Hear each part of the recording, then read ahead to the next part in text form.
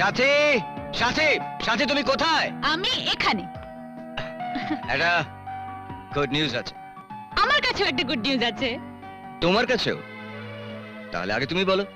না না, তুমি আগে বলো। লেডিস ফার্স্ট, আগে তুমি বলো। No, first you tell me. Okay, বাইরে চলো, তোমাকে একটা সারপ্রাইজ দেব। সারপ্রাইজ? এসো।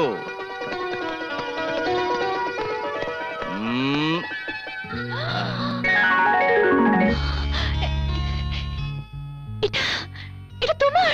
হ্যাঁ, কোম্পানি আমাকে দিয়েছে। আই এম ভেরি হ্যাপি সাথে। আজ আমার ভীষণ আনন্দ হচ্ছে।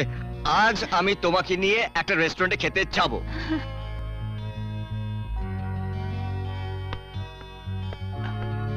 Thank you. ব্যাপারটা কি? হ্যাঁ, খুব ভালো মুডে আছো। তা গুড নিউজটা কি শুনি? তুমি গেস করো। কি হতে পারে? রাহুলের চিঠি পেয়েছো?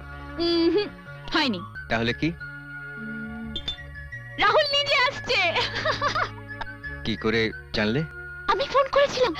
ও ও সবুজ, আমি তোমাকে বলতে ভুলে গেছিলাম, আজকে তোমার বাবা এসেছিলেন। বাবা? উনি আমাকে একটা রেশন কার্ড ফর্মে সই করিয়ে নিয়ে গেছেন। অবশ্য ওনাকে দোষ দিয়ে লাভ নেই। উনি আমাকে তোমাদের পরিবারের একজন বলে ভাবেন, ওনার পুত্রবধূ। উনি আরো বলেছেন যে আমাদের বিয়ে উপলক্ষে উনি বিশাল পার্টি দেবেন। আমি খানিকটা ভয় পেয়ে বিব্রত হয়ে রাহুলকে ফোন করি। কবে আসছে রাহুল? শনিবার।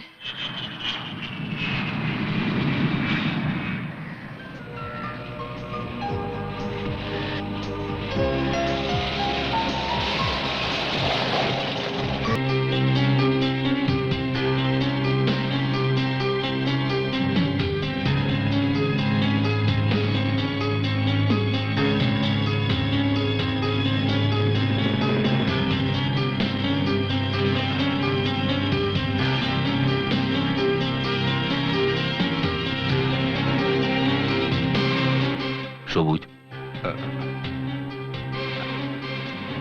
কি রে রাহুল, সাথে এতদিন পরে এলি, তোর আর একটু গল্প কর। এর মধ্যে তোদের কথা বলা শেষ হয়ে গেল? আরে আমি তোদের জন্য অপেক্ষা করছি, যা জাগে কথা বল, জানা। সবুজ, কি হলো? আজ রাত্রে একবার তুই আমার বাড়িতে আয়। তোর সাথে আমার কিছু কথা আছে। চলি। রাহুল শোন,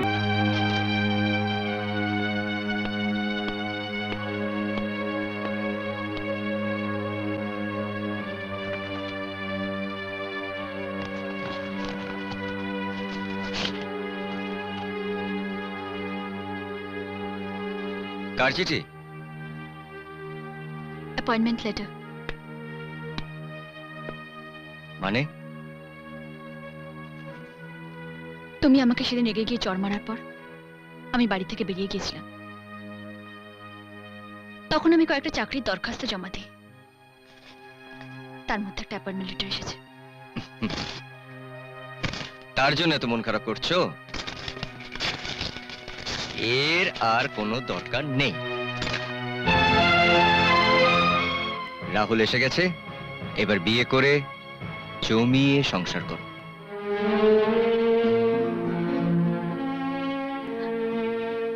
সাথী, সাথী কি হয়েছে? আমায় বলো। সাথী মুখ তোলো, সাথী, সাথী মুখ তোলো, আমার দিকে তাকাও। রাহুল, রাহুল তোমায় কিছু বলেছে? রাহুল আমার জন্য এখানে আসেনি, ওর বোন মিতার বিয়ের জন্য এখানে এসেছে। মিতার ভাবি বর কলকাতা থাকে, রাহুল ওর বোনকে বিয়ে করবে। ইম্পসিবল, এ হতে পারে না। রাহুল অন্য কাউকে বিয়ে করতে পারে না। কেঁদো না, কেঁদো না সাথে। আমি আমি রাহুলের সঙ্গে কথা বলবো। আমি অনুষ্ঠানটা আগামী 2 তারিখেই রাখছি, আপনার কিন্তু আসতেই হবে।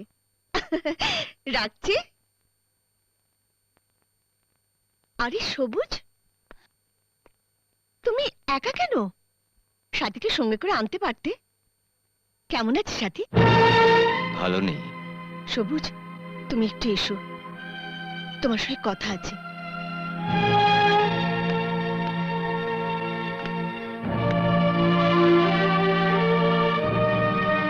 আমি জানি তুমি কেন এখানে এসেছো, কিন্তু এছাড়া আমার কোনো উপায় ছিল না। মিতার ছোট বোনটার বিয়ে হয়ে গেছে, ছোট মেয়েটারও বিয়ে ঠিক হয়ে গেছে। আমি মিতাকে নিয়ে খুব দুশ্চিন্তায় ছিলাম, হয়তো ওর কোনোদিন বিয়েই দিতে পারবো না। তুমি তো জানো ও অসুস্থ, কিন্তু ভগবান বোধহয় আমার কথা শুনলেন। ভালো একটা পাত্রের সন্ধান পাওয়া গেল। পাত্রপক্ষ মিতাকে দেখতে এলো, সঙ্গে ছেলেও এসেছিল। মিতাকে দেখে তো ভীষণ পছন্দ হয়ে গেল, কথাবার্তা পাকা হয়ে গেল, দিন স্থির হয়ে গেল। তারপর একদিন পাত্র পাত্রের বাবা এলো মিতার গয়নার মাপ নিতে। সেই দিনই ঘটনাটা ঘটল। আয় আয়, রাখ।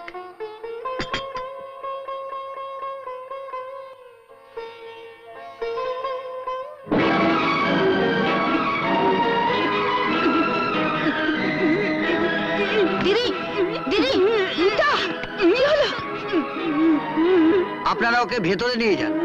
হ্যাঁ, চ চ। আমার পক্ষে ওই মেয়েকে বিয়ে করা সম্ভব না।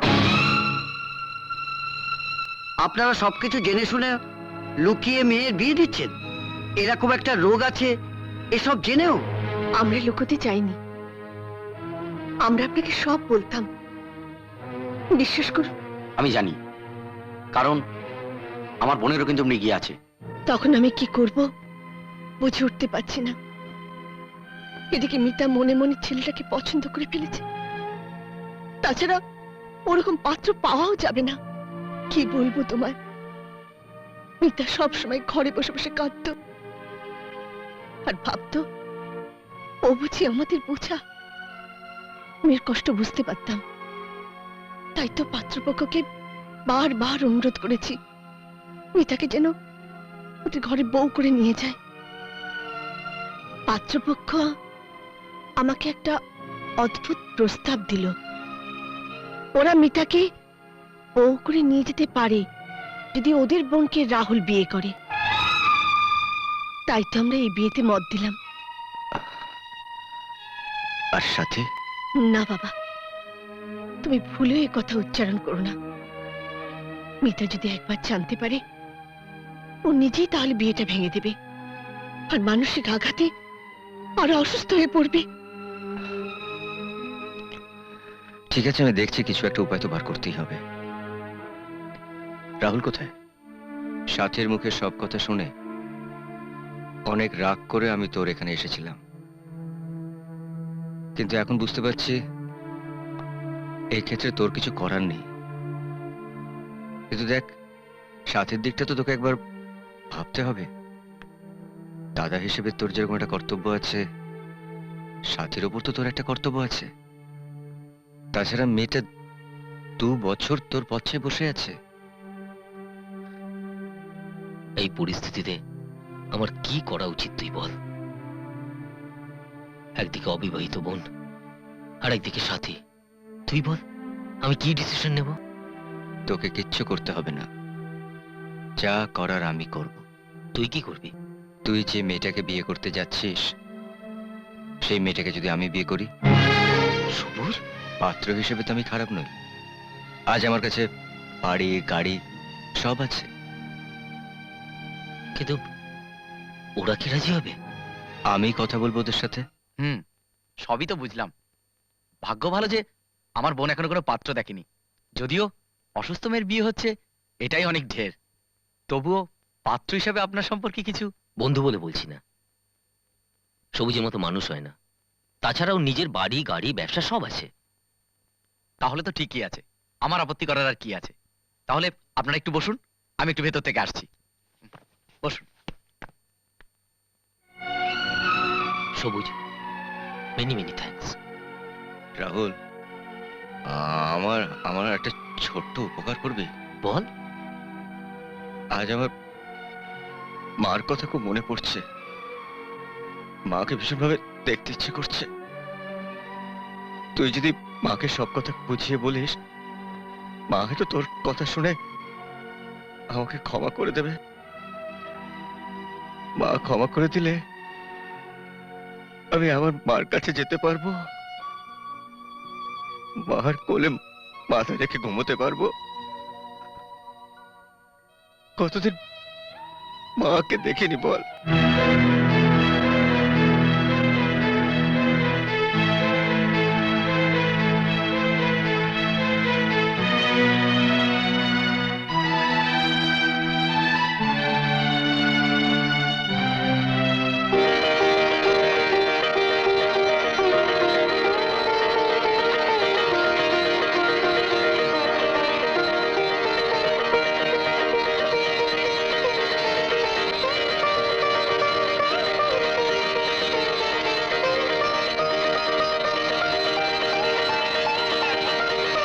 সবুজ, এসব কি হচ্ছে?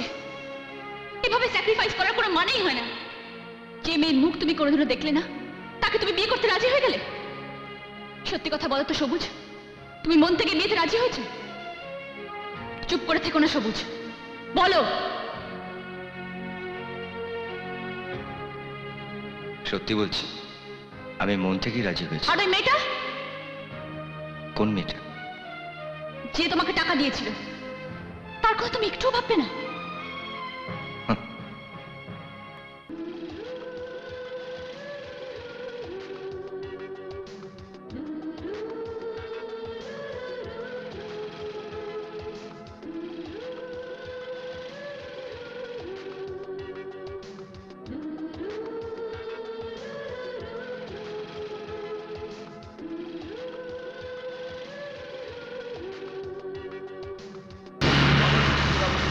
স্বস্তি ভবন্তু ভবন্তু স্বস্তি ভবন্তু ভবন্তু কর্তব্যস্মে শুভ কর্মং বৃদ্ধিং ভবন্তু ভবন্তু বৃদ্ধিং ভবন্তু ভবন্তু বৃদ্ধিং ভবন্তু ভবন্তু নমো ঋদ্ধতাং নমো Hey, mister, what is this? কি হচ্ছে সব? ওঠো, ওঠো বলছি। কি হলো? কথা কানে যাচ্ছে না? ওঠো বলছি।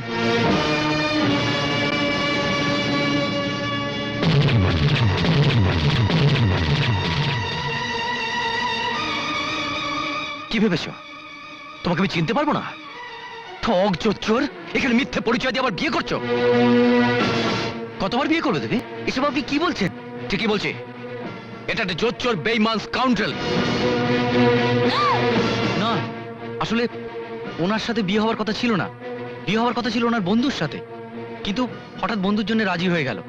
আর আমিও দেখলাম দুটো বিয়ে একসাথে হয়ে যাবে, সেজন্য আমিও রাজি হয়ে গেলাম। বিয়ে করতে রাজি হয়েছে, হ্যাঁ, কিন্তু এটা ওর কত নম্বর বিয়ে সেটা খবর নিয়েছো? কিছুদিন আগে একটা মেয়েকে বিয়ের মণ্ডপ থেকে তুলে এনেছিল, তারপর তাকে বিয়ে করে। কোনো খোঁজ খবর না নিয়ে এরকম একটা লোফারের সঙ্গে বোনের বিয়ে দিচ্ছিলে। ভাগ্য ভালো যে আমি খবরটা পেয়ে চলে এসেছি। এই তো সে মেয়ে। স্যার, আপনি ভুল করছেন। আমরা দুজনে একসাথে এক বাড়িতে 2 বছর ছিলাম, সেটা সত্যি, কিন্তু ওর কোনো দোষ নেই। কোনো কিন্তু নয়। তোমরা দিন রাত 2 বছর একসাথে কাটালে, তাও বলতে চাও তোমাদের মধ্যে কিছু হয়নি?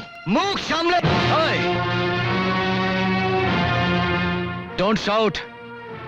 ভালোবাসার জন্য যত সাহায্যের প্রয়োজন হয় আমি করি, কিন্তু কোনো নোংরা মুখ আমি সাপোর্ট করি না।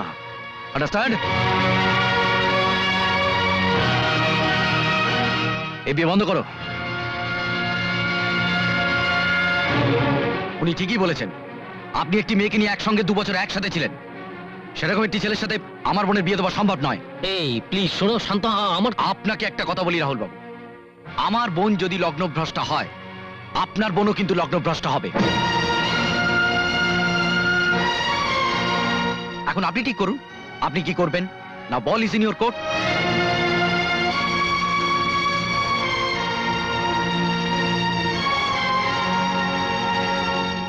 দাদা, প্রয়োজন নেই আমার এই বিয়ের, কোনো প্রয়োজন নেই।